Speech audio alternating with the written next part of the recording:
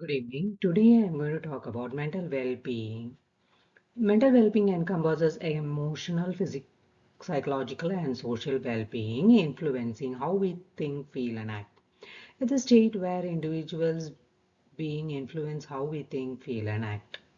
It is a state where individuals can cope with their life stresses, realize their potential, and contribute to their communities.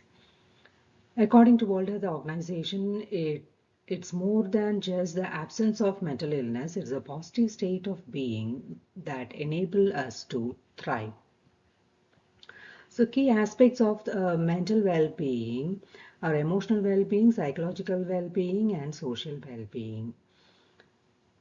So now I call upon my students to discuss about or debate about why is mental well-being is important, and what are the remedies, how to improve the mental well-being.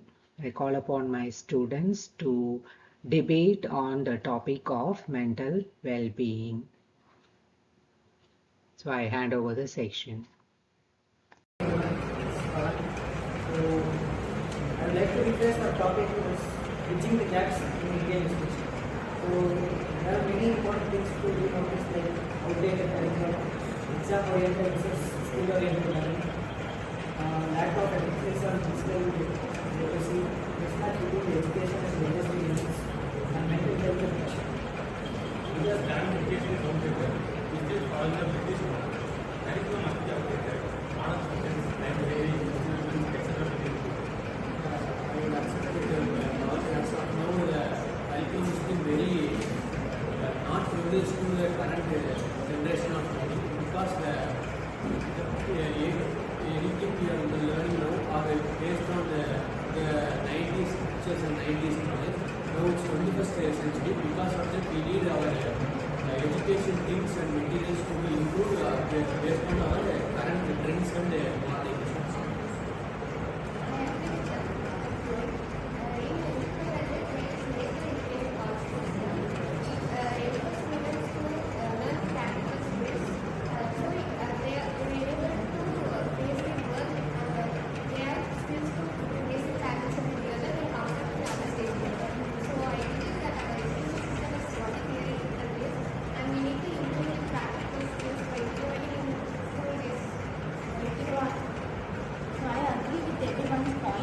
This topic is quite relevant to us because we are students ourselves and we can experience the strengths and weakness throughout our curriculum. So I think our current curriculum is mostly exam centric. The students are judged based on their one final marks rather than considering their critical thinking skills, emotional intelligence and all. So it makes students so much stressed and pressured to perform well and compete with others. I would like to add points on more than that. In our nation, education is a foundation. It's rather than make the learning, not understanding understanding the topic. So we must focus on improving the learning structures and methods.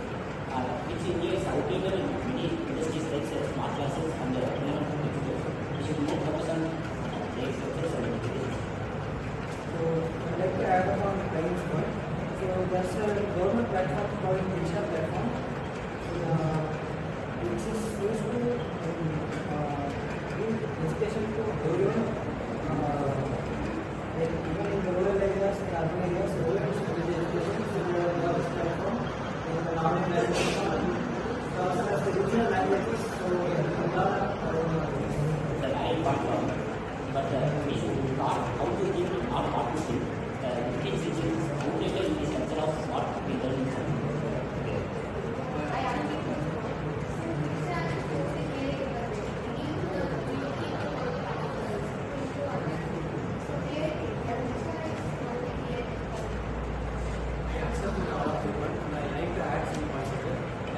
we are focusing only on the materials, on the students which are learning, but we also focus on the teachers who will taught us what to learn and how to learn.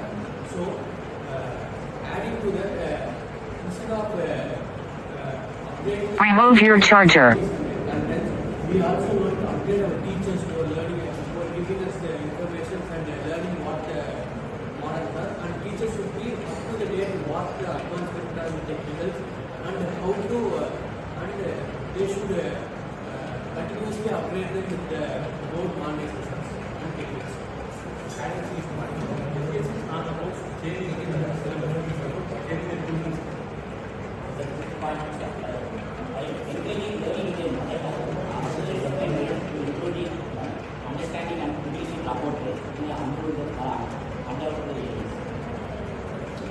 Adding to Praveen's point, it's the education inequalities, which means if you consider the real world scenario, if you consider Tamil Nadu and we can consider non-state like Bihar and UP, the education inequalities lost because due to the poor education systems and poor maintenance, the education level of the Tamil Nadu and like the states like Bihar or Uttar Pradesh is comparatively high due to the inequalities and the education where they are reaching is it's not reaching the students correctly for them to grasp for something to learn. But if we consider our state Tamil Nadu, our first priority of our families is to learn the single child or how many children are there. All children should be learned and it's not learned. So, as more said, as 2024, around 45.9% of the graduates are employable, so are unemployable, but they must be in office work population. So all these points are right, but the national educational policy of India and state Tamil Nadu State Education Department incorporating many new technologies like Illam Tedi Kalvi system in 2020 for promoting education at rural students by going into their homes. And the Tamil Nadu government currently on July 11, 2005, they have implemented the partial benches, the semi-associate to without back benches. So all the students will get education equally. And the India's National Education Policy 2020 introduces a flexible plan like 5+3+3+4, which promote the critical thinking, vocational training and learning in their mother tongues, which encourage students to learn more things, like the 21st century skills like AI and all.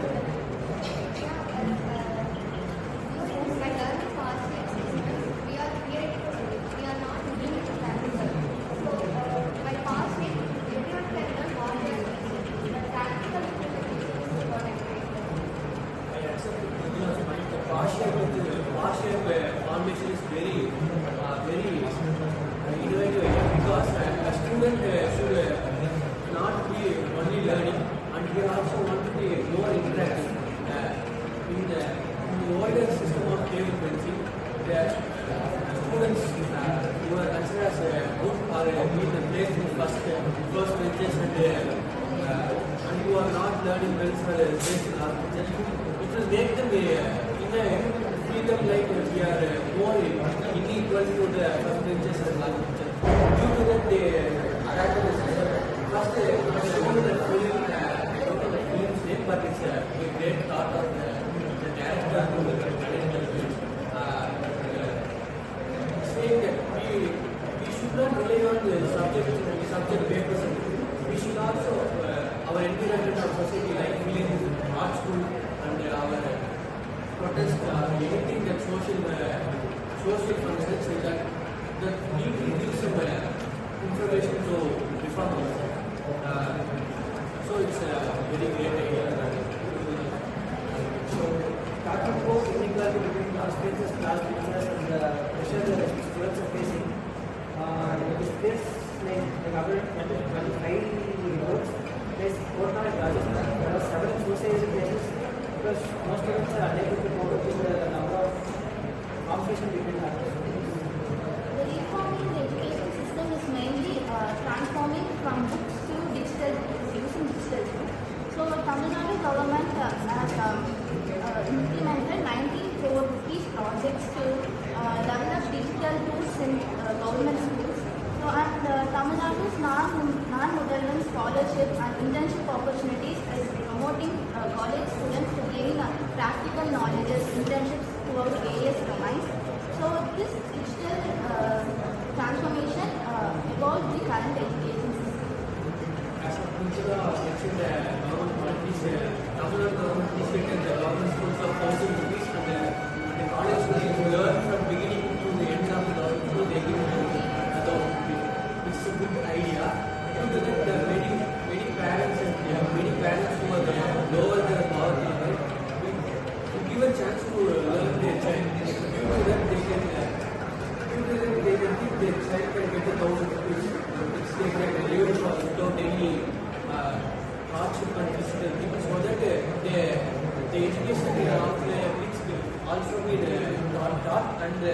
and kids' family and the kids' physical, mental health are being improved.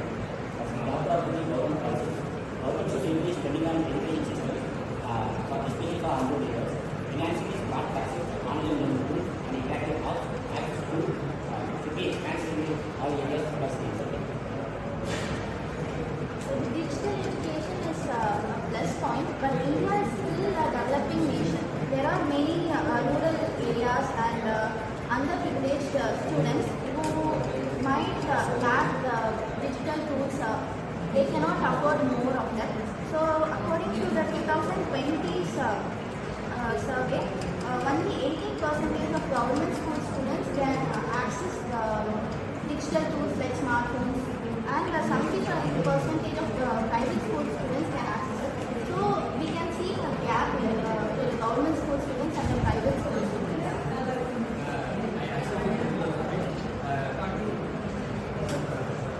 I am accepting with all the points. When it comes to student involvement, all points are some because it's an important thing for any family to educate their children or educate themselves to improve their living style and their living standard. Because the education is the child who educated the first graduate is the breadwinner of their families. So that these reforms are important and more needed. Not only government should take care of this, the NGOs and the many private schools also want to take this fellowships so that they can improve their education system of our country so that we can compete with other countries for development.